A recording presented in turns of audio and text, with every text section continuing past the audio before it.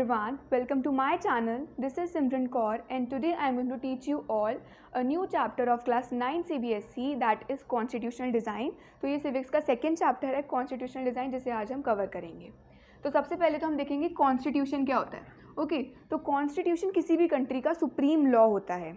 क्या होता है हमारी जो डेमोक्रेटिक गवर्नमेंट है, हम डेमोक्रेसी हमारी कंट्री, तो जो डेमोक्रेटिक गवर्नमेंट है उस गवर्नमेंट में एक्चुअल में होता क्या है कि जो गवर्नमेंट है हमारी, गवर्नमेंट हमारे ऊपर किसी भी तरीके से रूल नहीं कर सकती. गवर्नमेंट को कुछ लिमिट सेट की गई हैं. हमारे एक लॉ होता है जिसे हम कॉन्स्टिट्यूशन कहते हैं. तो कॉन्स्टिट्यूशन ने क्या किया, गवर्नमेंट के ऊपर लिमिट सेट की गई है कि गवर्नमेंट अपना रूल किसी भी तरीके से सिटीजन्स पर नहीं कर सकती, अपना रूल इम्पोज नहीं कर सकती.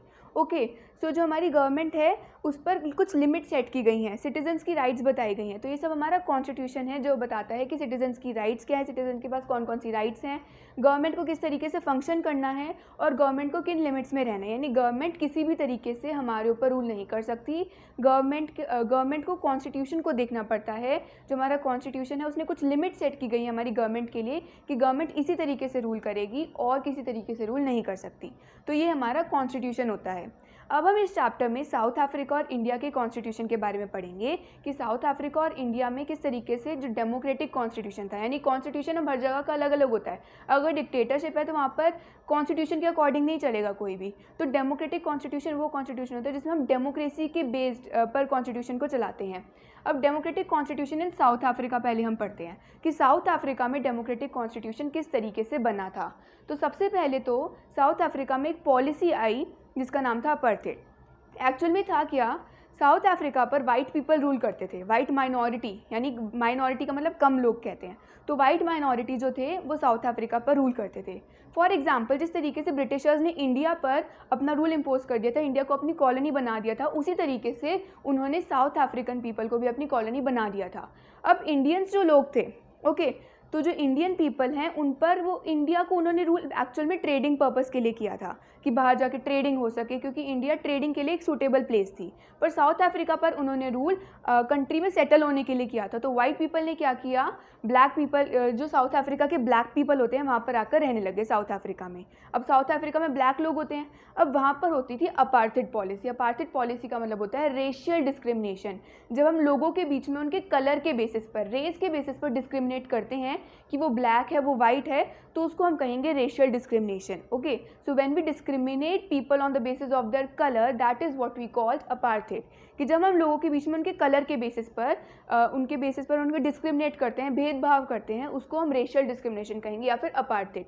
सो this policy was subjected to South Africa. तो ये जो पॉलिसी थी ये साउथ अफ्रीका में चल रही थी उस टाइम पे. अब क्या हुआ, जितने भी ब्लैक पीपल थे, जितने भी कलर्ड पीपल थे. अब कलर्ड पीपल कौन होते हैं, कलर्ड पीपल होते हैं जो ज़्यादा ना ब्लैक होते ना वाइट होते, या फिर इंडियंस जिन्हें हम कहेंगे. तो इंडियंस जो हैं हम कलर्ड कैटेगरी में आते हैं. तो ब्लैक पीपल और कलर्ड पीपल ने क्या किया, इन्होंने ऑर्गेनाइजेशंस बनाने की कोशिश करी और वाइट पीपल के अगेंस्ट आवाज़ उठाने की भी कोशिश करी, बट इसका अभी कुछ ज़्यादा असर नहीं पड़ा है. तो अब हमारा एक लीडर है हमारे जो है नेल्सन मंडेला, तो वो भी सामने आए थे. नेल्सन मंडेला 7 अदर लीडर्स के साथ आए और इन्हें 1964 में क्या कर दिया, इन्हें 1964 में इन्हें जेल में डाल दिया. इनको लाइफ इम्प्रिजनमेंट मिल गई, यानी उम्र कैद की सज़ा मिल गई. क्यों, क्योंकि अपार्थाइड पॉलिसी के अगेंस्ट बोल रहे थे. तो इस वजह से नेल्सन मंडेला को 7 अदर लीडर्स के साथ 1964 में अफ्रीका की सबसे ड्रेडेड जेल, यानी सबसे खतरनाक जेल जिसका नाम था रॉबिन आइलैंड, वहाँ पर इन्हें रख दिया. अब क्या होता है, ये जो नेल्सन मंडेला थी एक पार्टी को बिलोंग करते थे जिसका नाम था ANC, that is African national Congress.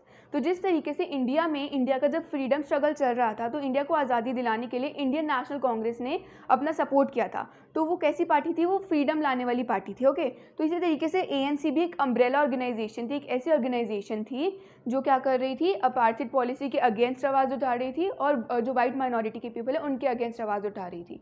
तो ANC में नेल्सन मंडेला थे. इसके बाद क्या हुआ, ANC, ब्लैक पीपल, इन सब के प्रोटेस्ट बढ़ने लग गए. जैसे जैसे प्रोटेस्ट बढ़ने लगे जो बाकी की कंट्रीज़ थी उन्होंने भी कहा कि ये जो रेशियल डिस्क्रिमिनेशन या फिर जो अपार्थाइड वाली पॉलिसी है ये अनजस्ट है और ये रेसिस्ट है, यानी हम कलर के बेसिस पर ऐसे किसी को डिवाइड नहीं कर सकते और ये ह्यूमन राइट्स के अगेंस्ट है.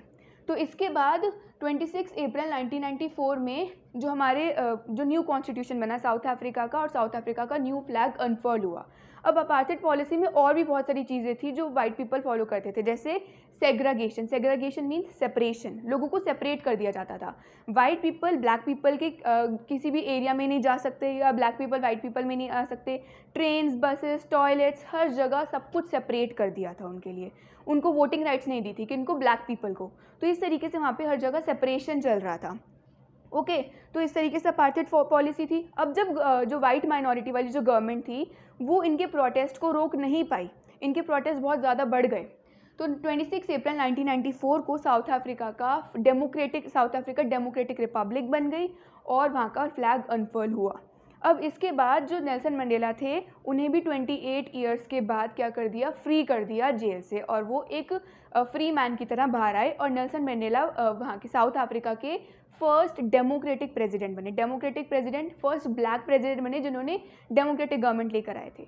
तो ये सबसे पहले ब्लैक प्रेसिडेंट थे साउथ अफ्रीका के। अब जब साउथ अफ्रीका जो था इन सब चीज़ों से आज़ाद हो गया, तो साउथ अफ्रीका के जो लीडर्स थे, जो ब्लैक लीडर्स थे, उन्होंने अपने ब्लैक पीपल को फोर्स किया कि ब्लैक पीपल फोर्स नहीं, उन्होंने उनको समझाया कि जो वाइट पीपल है हमारे साथ किया था, we are not going to do same with them, कि हम उनके साथ ये सब चीज़ें सेम नहीं करेंगे।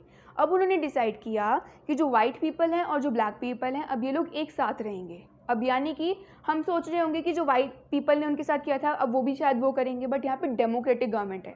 डेमोक्रेसी में किसी भी तरीके की डिस्क्रिमिनेशन तो पॉसिबल हो ही नहीं सकती, तो ये डेमोक्रेटिक गवर्नमेंट लेकर आए और इन्होंने सोचा कि जो वाइट पीपल हैं और जो ब्लैक पीपल हैं वो कोऑर्डिनेशन के साथ एक साथ रहेंगे। अब इसमें क्या देखा हमने, जो ऑपरेसर हैं, ऑपरेसर कौन है, वाइट पीपल, जिन्होंने ऑपरेस किया था, जिन्होंने हुक्म चलाया था, जिन्होंने वाइट ब्लैक पीपल की सेग्रीगेशन की थी, और एक थे ऑपरेस्ड, जो मतलब ऑपरेस हुए थे। ओके, जिन लोगों ने ये सब सहा था। तो ऑपरेस्ड और ऑपरेसर्स एक साथ मिलकर अफ्रीका का कॉन्स्टिट्यूशन बनाने वाले थे और एक साथ रहने वाले थे। तो अब अफ्रीका का कॉन्स्टिट्यूशन बनने वाला था।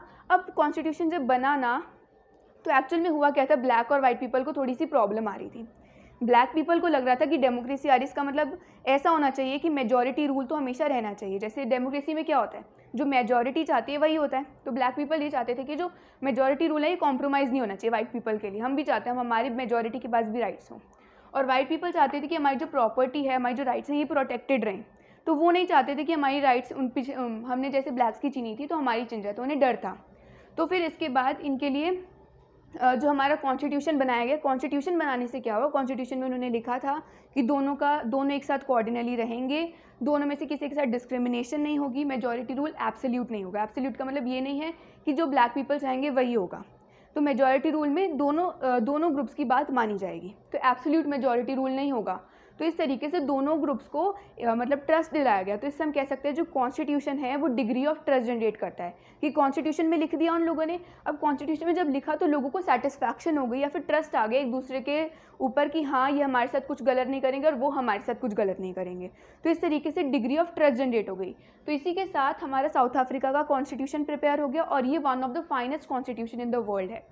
इसके बाद आता है कॉन्स्टिट्यूशन क्यों चाहिए, तो ये तो मैंने पहले बता दिया, डिग्री ऑफ ट्रस्ट, कि जब हमारे पास कॉन्स्टिट्यूशन होता है तो कॉन्स्टिट्यूशन से 2 या 3 कम्युनिटीज़ के बीच में ट्रस्ट का डिग्री ऑफ ट्रस्ट बढ़ जाती है। जैसे इंडिया में इतने सारे डाइवर्स पीपल रहते हैं, उनका कलर अलग है, उनकी रेस कास्ट अलग है, उनका रिलीजन अलग है, उनका रीजन अलग है, उनकी लैंग्वेज अलग है, इतने तरीके के लोग जो हैं वो रहते हैं इंडिया में, but still we are living together. तो हम क्यों एक साथ रह रहे हैं, क्योंकि डिग्री ऑफ ट्रस्ट जनरेटेड है, हमारे पास कॉन्स्टिट्यूशन है और हमारे बीच में एक ट्रस्ट है कि कोई हमारे ऊपर रूल इम्पोज नहीं करेगा।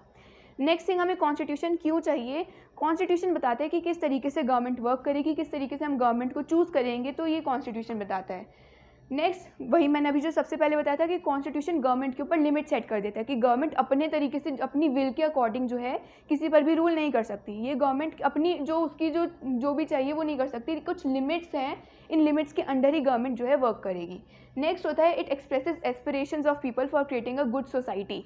एस्पिरेशंस ऑफ पीपल का मतलब होता है कि ये लोगों को क्या चाहिए, लोगों को किस चीज़ की ज़रूरत है, किस तरीके से माइनॉरिटी को अलाइनेटेड फील ना कराएं, तो किस लोगों के लिए अच्छे अच्छे डिसीजन ले सके, तो ये लोगों के एक्सप्रेशंस को प्रोटेक्ट करता है, एक्सप्रेस करता है। इसके बाद हम पढ़ेंगे इंडियन कॉन्स्टिट्यूशन के बारे में। तो हमने पढ़ लिया कॉन्स्टिट्यूशन की क्यों ज़रूरत है। अब जब इंडिया का कॉन्स्टिट्यूशन बना था तो वो मतलब इंडिया का कॉन्स्टिट्यूशन बनाना ईजी काम नहीं था। क्यों नहीं था, क्योंकि जब इंडिया इंडिपेंडेंट कंट्री बनी तो उस टाइम पे ये पहली बात तो इंडिया एक डाइवर्स कंट्री है, यहाँ पे डिफरेंट रिलीजन है, कास्ट के पीपल है, लैंग्वेज के पीपल है, तो फर्स्ट तो ये चीज़ आ गई। सेकंड चीज़ क्या है, तो सबसे पहला डाइवर्सिटी है इंडिया में। दूसरा, जब इंडिया इंडिपेंडेंट कंट्री बनी थी तो इंडिया इंडिपेंडेंट कंट्री बनते टाइम पार्टीशन से इंडिया ने इन पार्टीशन को फेस किया था। जैसे इंडिपेंडेंस हुई तो उस टाइम पे पार्टीशन हो रहा था, पाकिस्तान और इंडिया अलग हो रहे थे, जिस वजह से दोनों तरफ बॉर्डर के दोनों साइड्स क्या हुआ, अबाउट 10 लाख पीपल जो थे वो मर गए थे, उन्हें किल कर दिया था, जो भी है। इसके बाद जो पाकिस्तान से आए हुए लोग जो थे इंडिया में, जो इंडिया में रहना चाहते थे, अब उनको इंडिया में सेटल कराना मुश्किल था। थर्ड थिंग, ब्रिटिशर्स ने क्या किया, प्रिंसली स्टेट्स को ऐसे ही छोड़ दिया। प्रिंसली स्टेट्स कौन सी स्टेट्स थी, एक तो होती थी जो मतलब इंडिया में कुछ एरियाज ऐसे थे या बहुत सारे एरिया ऐसा था जो ब्रिटिशर्स रूल करते थे, पर कुछ एरियाज ऐसे थे जिनका नाम था प्रिंसली स्टेट्स। इन स्टेट्स को इंडिपेंडेंट रूलर्स रूल करते थे, यानी वो ब्रिटिशर्स के कंट्रोल में नहीं थे, ये इन जगहों पे इंडिपेंडेंट रूलर्स होते थे, वो रूल करते थे, ठीक है, जैसे छोटे मोटे राजा हो गए, ये सब रूल करते थे। तो अब क्या हुआ, ये प्रिंसली स्टेट्स जो थी, अब ब्रिटिशर्स ने प्रिंसली स्टेट्स को कह दिया, वहाँ के किंग को कह दिया कि आपको इंडिया में जाना है, आप इंडिया में मर्ज हो जाओ, आपको पाकिस्तान में मर्ज होना है, पाकिस्तान में मर्ज हो जाओ। तो उनको मर्ज करना ईजी टास्क नहीं था, उन जगहों को मर्ज करना ईजी टास्क नहीं था इंडिया के अंदर। तो इस वजह से इंडिया का कॉन्स्टिट्यूशन बनाना थोड़ा सा मुश्किल काम था। बट इंडिया का कॉन्स्टिट्यूशन ऐसा नहीं है कि सिर्फ इंडिपेंडेंस के बाद बना है, तो पाथ ऑफ कॉन्स्टिट्यूशन यानी इंडिया का कॉन्स्टिट्यूशन बनना बहुत ही ज़्यादा टाइम पहले शुरू हो चुका था। तो हम पाथ ऑफ इंडियन कॉन्स्टिट्यूशन की बात करते हैं, तो सबसे पहली डेट आती है 1928। 1928 में मोतीलाल नेहरू ने कांग्रेस के दूसरे लीडर्स के साथ एक डिज़ाइन बनाया कि किस तरीके का कॉन्स्टिट्यूशन इंडिया का होना चाहिए। तो पहली बार इन्होंने किया 1931 में Karachi session of Indian Congress हुआ था, तो इंडियन कांग्रेस का कराची सेशन हुआ था। अब उस कराची सेशन में भी इन्होंने डिसाइड किया था कि इंडिया का कॉन्स्टिट्यूशन यूनिवर्सल एडल्ट फ्रेंचाइजी पर बेस्ड होगा, यानी सब लोग वोट कर सकते हैं, इक्वालिटी होनी चाहिए। तो इस तरीके से उन्होंने कुछ प्रिंसिपल्स भी डिसाइड किए थे। नेक्स्ट इन्होंने 1935 जो है 1935 में गवर्नमेंट ऑफ इंडिया एक्ट के अकॉर्डिंग क्या हुआ था, इंडियंस जो थे वो भी इलेक्शंस में पार्टिसिपेट कर सकते थे। इंडिपेंडेंस अभी नहीं मिली है, ब्रिटिशर्स हैं, तो ब्रिटिशर्स ने इंडियंस को राइट दी कि आप पार्टिसिपेट कर सकते हो। तो 1937 में प्रोविंशियल लेजिस्लेचर के इलेक्शंस हुए, जिसमें बहुत सारे इंडियंस जो थे वो लीडर्स बने भी, और उन्होंने ब्रिटिश गवर्नमेंट के साथ वर्क भी किया उस टाइम पे। तो जब 1937 में उन्होंने ब्रिटिश गवर्नमेंट के साथ वर्क किया तो उनको थोड़ा सा आइडिया हो गया कि किस तरीके से हमें कंट्री को रन करना है। तो उनके लिए बहुत ज़्यादा मुश्किल टास्क नहीं था, उन्हें पता लग गया था कि किस तरीके से हम कंट्री को गवर्न करते हैं, सारे इंस्टीट्यूशनल अरेंजमेंट्स उन्हें पता चल गए थे। तो इस वजह से हम कह सकते हैं कि इंडिया की जो पाथ ऑफ कॉन्स्टिट्यूशन थी वो 1947 के बाद नहीं 1928 से ही स्टार्ट हो गई थी। उसके अलावा फ्रेंच रिवॉल्यूशन हुआ था, फ्रेंच रिवॉल्यूशन जो हम हिस्ट्री में पढ़ेंगे। ऐसे ही socialist revolution in Russia, bills of rights, और उसके बाद जो हमारा parliamentary democracy in Great Britain. तो इस तरह के कुछ इवेंट्स हुए थे यूरोप में, फ्रांस में, रशिया में, ब्रिटेन में। तो इस तरीके से जब ये इवेंट्स हो रहे थे तो इन इवेंट्स से हमें बहुत सारे आइडियाज़ मिले कि लिबर्टी होनी चाहिए कॉन्स्टिट्यूशन में, सबके पास आज़ादी होनी चाहिए, सबको जस्टिस मिलनी चाहिए, सब इक्वल होने चाहिए, इक्वालिटी होनी चाहिए। तो इस तरीके से प्रिंसिपल्स लोगों के माइंड में आ रहे थे कि किस तरीके से हम लोगों की राइट्स को और बढ़ा सकते हैं। तो ये जो हमारे प्रिंसिपल्स थे, जब प्रिंसिपल सामने आए तो इस तरीके से हमारा कॉन्स्टिट्यूशन बनने के लिए हमें पता लग गया कि हाँ, हमें इस तरीके से कॉन्स्टिट्यूशन को बनाना है। तो जब हमारा कॉन्स्टिट्यूशन बन रहा था तब हमें ये नहीं सोचना था कि लोगों को ऐसे रूल करेंगे, कॉन्स्टिट्यूशन कैसे बनाएंगे, हमें पता था कि हमें किस चीज़ के बेसिस पर बनाना है। इसके बाद आता है कॉन्स्टिट्यूएंट असेंबली। जब हमारा कॉन्स्टिट्यूशन बना था तो कॉन्स्टिट्यूएंट असेंबली बनाएंगी। ये असेंबली क्या है, इसमें वो मेंबर्स थे, ड्राफ्टिंग कम्युनिटी के मेंबर्स थे, यानी वो मेंबर्स थे जो कॉन्स्टिट्यूशन को बनाने वाले थे। ओके, तो अब कॉन्स्टिट्यूएंट असेंबली, पहले तो एक ही कॉन्स्टिट्यूएंट असेंबली थी इंडिया और पाकिस्तान की, बट जब इंडिया और पाकिस्तान सेपरेट हो गए तो कॉन्स्टिट्यूएंट असेंबली ऑफ पाकिस्तान और constituent assembly of India separate हो गए थे। अब इनमें 299 समथिंग मेंबर्स थे, और हमारा जो कॉन्स्टिट्यूशन बनाया है कॉन्स्टिट्यूएंट असेंबली ने, ये बहुत ही ज़्यादा सिस्टमेटिक, ओपन और कंसेंशुअल मैनर में बनाया है। Okay, systematic, open and consensual manner. तो अगर हमसे पूछा जाए कि हमारा कॉन्स्टिट्यूशन इतना अच्छा क्यों है, तो ये वाला पॉइंट तो सबसे ज़्यादा आएगा ही आएगा। तो इसको बनाने के लिए अबाउट 144 डेज टू 3 ईयर्स लग गए थे, तो बहुत टाइम लगा था हमारा कॉन्स्टिट्यूशन बनाने के लिए। ओके, और जो हमारी कॉन्स्टिट्यूएंट असेंबली थी ना, ये हमारा कॉन्स्टिट्यूशन अभी तक क्यों एक्सेप्ट करते हैं लोग, या कि बहुत सारी कंट्रीज़ में कॉन्स्टिट्यूशन बार बार चेंज हुआ है, पूरा चेंज हुआ है, बट हमारी कंट्री में कॉन्स्टिट्यूशन को इंडिपेंडेंस के इतने सालों बाद तक लोगों ने एक्सेप्ट किया है।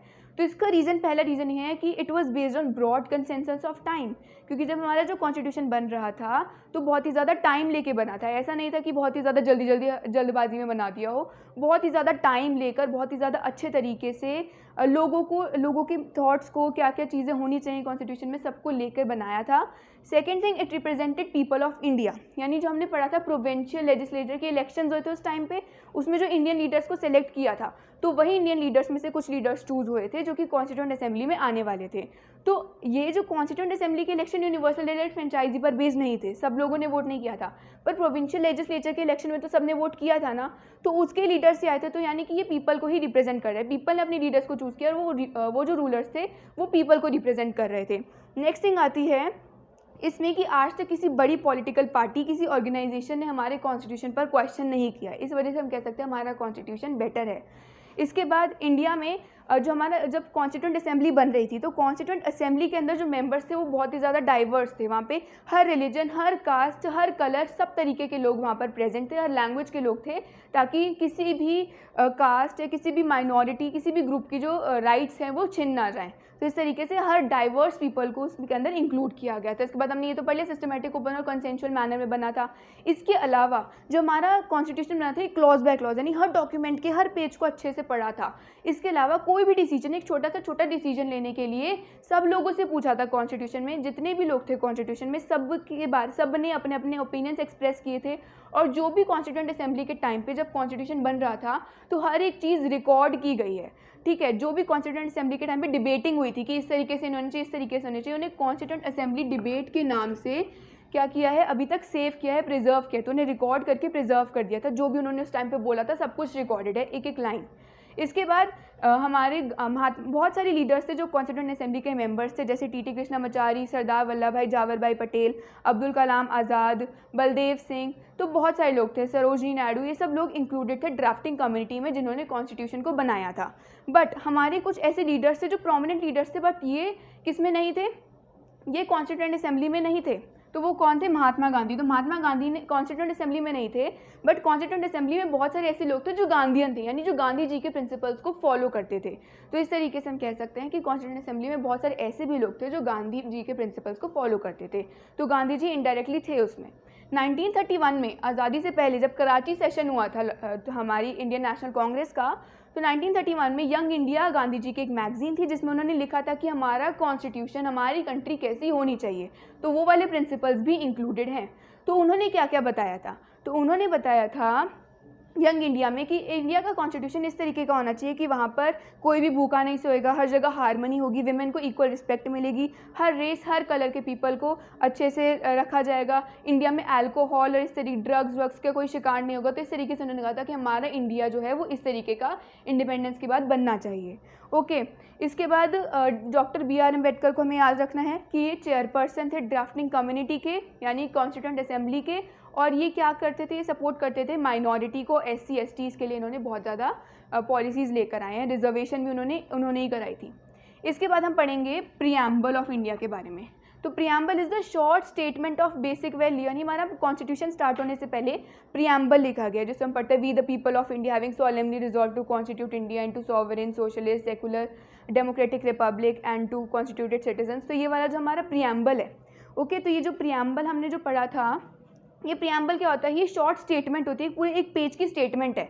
इसमें कुछ बेसिक वैल्यूज़ है कि हमारा कॉन्स्टिट्यूशन का कोई भी लॉ होगा, किसी भी तरीके का लॉ होगा, वो इन्हीं प्रिंसिपल्स के बेस्ड पर होगा, यानी हम इनके अलावा हम इनके प्रिंसिपल्स को वायलेट नहीं कर सकते। तो प्रीएम्बल कॉन्स्टिट्यूशन की सोल है, ये बताता है कि हमारा कॉन्स्टिट्यूशन किस तरीके से बनेगा, कॉन्स्टिट्यूशन का कोई भी लॉ इन वैल्यूज़ के अकॉर्डिंग ही बनेगा।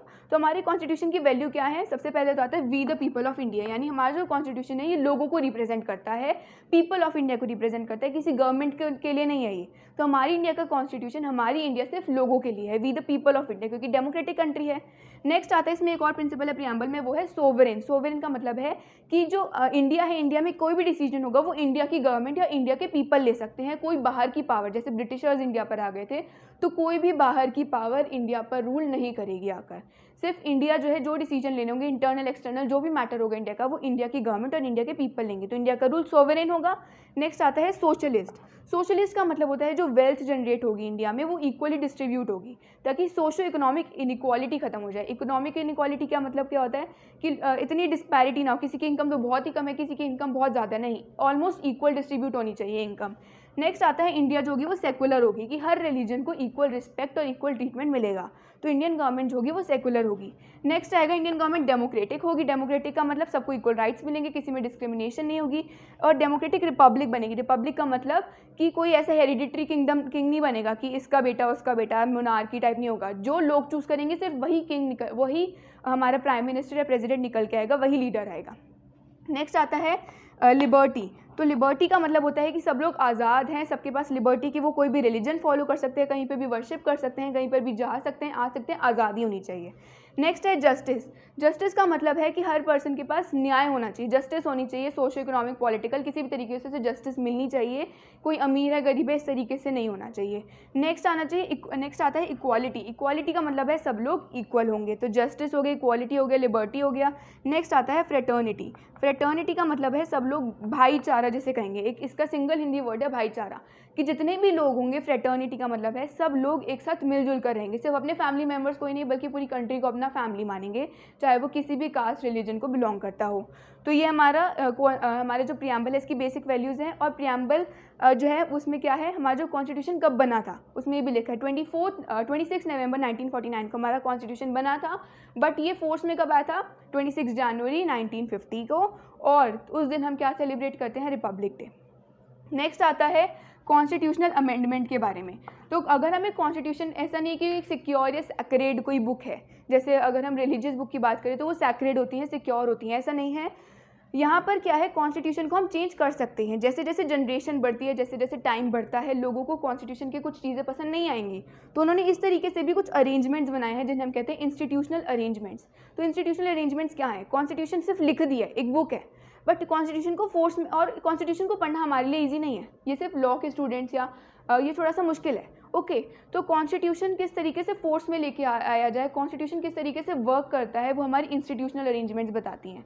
तो इंस्टीट्यूशनल अरेंजमेंट बताती है कि गवर्नमेंट को कैसे इलेक्ट किया जाएगा, गवर्नमेंट किस तरीके से वर्क करेगी, सिटीजन्स के क्या राइट्स हैं, तो सब कुछ कॉन्स्टिट्यूशन की ये बताती है, बट किस तरीके से ये होगा वो भी इंस्टीट्यूशनल अरेंजमेंट्स बताती है। तो ये सिंपल डॉक्यूमेंट है बहुत, और इंस्टीट्यूशनल अरेंजमेंट ये भी बताती है कि हमारा कॉन्स्टिट्यूशन अगर मुझे चेंज करना है, कुछ कोई भी लॉ या कोई भी प्रॉब्लम है कॉन्स्टिट्यूशन में, कोई डिफेक्ट है, अगर हम उसे चेंज करना है तो हम उसे भी चेंज कर सकते हैं, तो उन चेंजेस को कहते हैं कॉन्स्टिट्यूशनल अमेंडमेंट, कि हम कॉन्स्टिट्यूशन को चेंज कर रहे हैं, और ये हमारे इंस्टीट्यूशनल अरेंजमेंट्स के अंदर इंक्लूडेड है। हमारे इंस्टीट्यूशनल अरेंजमेंट्स में क्या इंक्लूडेड है कि कॉन्स्टिट्यूशन को कैसे अमेंड कर सकते हैं, सिटीजन्स की राइट्स क्या है, एवरीथिंग किस तरीके से हमें कॉन्स्टिट्यूशन को वर्क में लेके आना है, फोर्स में लेके आना है। So this was the whole chapter जो हमने कंप्लीट कर लिया है। Thanks for watching this video, hope you like this video, do share this video with your friends and subscribe to my channel. Thank you so much.